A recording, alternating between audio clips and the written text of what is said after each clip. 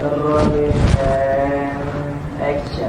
Assalamualaikum warahmatullahi wabarakatuh. Puji syukur kita ucapkan kepada Allah Subhanahu wa Ta'ala, karena sampai saat sekarang ini kita masih dilimpahkan nikmat kesehatan.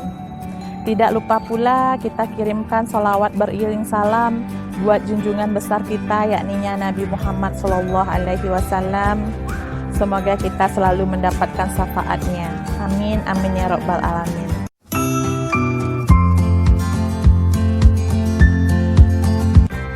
Salam semangat sahabat dimanapun berada. Kembali lagi dengan saya Nur Hafidali. Di sini kita akan membahas jenis-jenis layanan bimbingan dan konseling.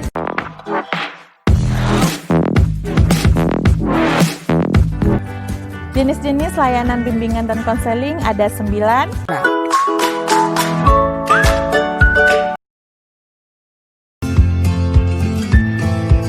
Yang keenam, layanan bimbingan dan kelompok atau biasa disebut dengan layanan BKP.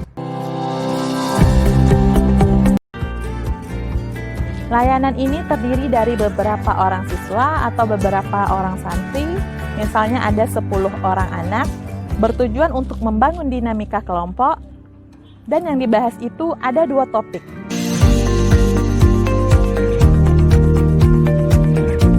Yang pertama, topik tugas. Topik tugas ini biasanya diberikan oleh konselor. Misalnya, topik yang akan dibahas adalah tentang pandemi COVID-19. Nah, ketika konselor yang memberikan itu namanya topik tugas. Kemudian yang kedua, topik bebas. Topik bebas ini bersumber dari anggota kelompok. Masing-masing anggota kelompok boleh mengajukan atau mengusulkan topik apa yang bagus dibahas. Misalnya, ada yang mengusulkan kita membahas tentang banjir atau bencana alam. Kita membahas tentang politik, kita membahas tentang ekonomi, kita membahas tentang tawuran, atau ada yang mengusul kita membahas tentang remaja. Nah, dari sekian topik nanti akan dipilih manakah yang lebih baik dibahas pada saat itu, maka itu yang dibahas untuk yang pertama. Nah, di sini akan dibahas oleh kelompok secara bersama-sama, makanya disebut dengan layanan bimbingan dan kelompok.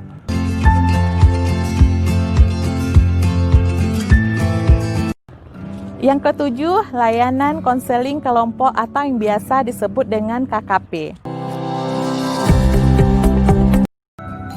Layanan ini sama-sama berkelompok, hanya saja beda yang dibahas. Kalau di BKP yang dibahas itu adalah topik umum, sementara yang di konseling kelompok atau KKP yang dibahas itu adalah masalah pribadi.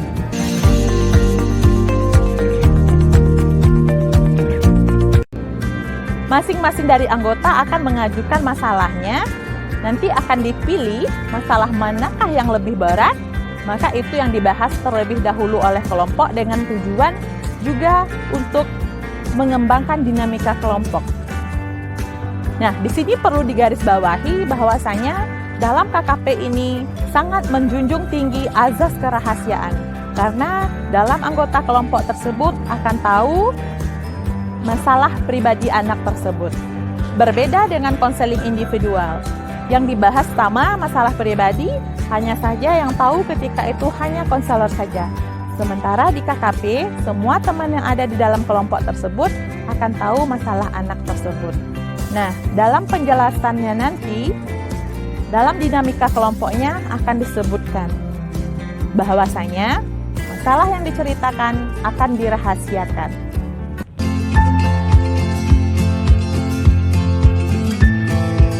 Yang ke-8, layanan konsultasi. Layanan ini biasanya digunakan oleh konselor ketika ada anak kita atau siswa atau santri, dia memiliki masalah, namun dia tidak bercerita ke guru, dia tidak bercerita ke guru BK.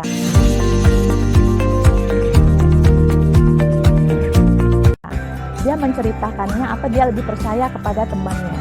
Di sisi lain, temannya tidak memiliki solusi, hanya sebagai pendengar. Namun di sini seorang klien atau temannya akan merasa puas ketika dia hanya dapat bercerita meskipun tidak dapat solusi. Ketika teman yang mendengarkannya itu menceritakan ulang ke guru BK apa yang dirasakan oleh temannya, lalu guru BK memberikan solusi kepada temannya tersebut, dan temannya mendatangi lagi teman yang bercerita tadi menyampaikan apa yang sudah disampaikan oleh konselor, karena di sini temannya tadi itu adalah pihak ketiga, dan layanan tetap berjalan dengan baik, solusi tetap sampai kepada teman yang bercerita yang pertama, maka ini disebut dengan layanan konsultasi.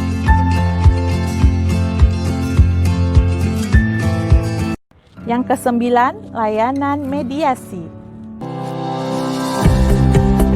Layanan mediasi ini biasanya digunakan ketika ada santri atau siswa bermasalah dengan santri lainnya.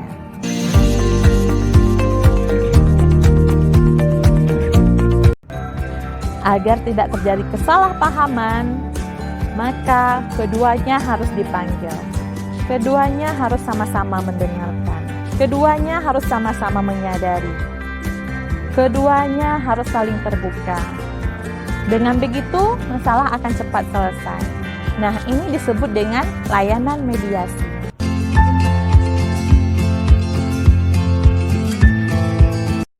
Oke, itulah sedikit penjelasan dari saya mengenai layanan bimbingan dan konseling.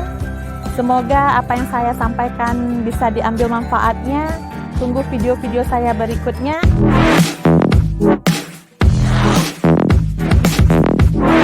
Wabillahi taufiq wal hidayah. Assalamualaikum warahmatullahi wabarakatuh.